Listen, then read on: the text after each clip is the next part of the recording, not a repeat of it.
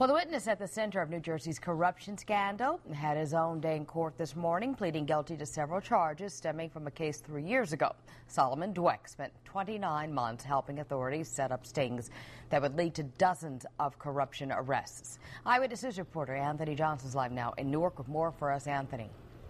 Well, Lori, Solomon Dwek came to court today and he freely admitted to these crimes. He showed no signs of remorse. And the man at the center of New Jersey's largest corruption case ever is going to have to spend some time in jail. Solomon Dwek arrived in court under heavy security, paid for privately, and it appeared in court that he was wearing a bulletproof vest. The man in charge of paying for the protection had little to say leaving court after Dwek entered guilty pleas on charges of bank fraud and money laundering.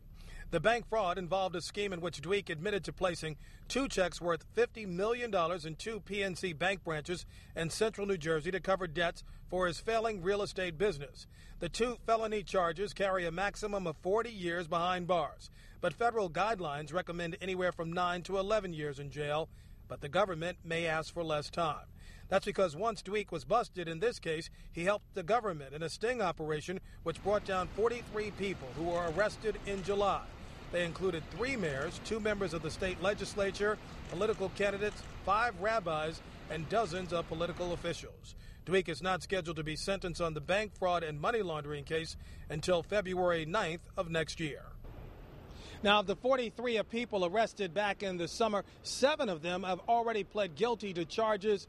The rest will go on trial coming up this January. Dwek is expected to be in Monmouth County Court later on today to face similar charges. That's the latest live from outside the Newark Federal Courthouse. Anthony Johnson, Channel 7, Eyewitness News.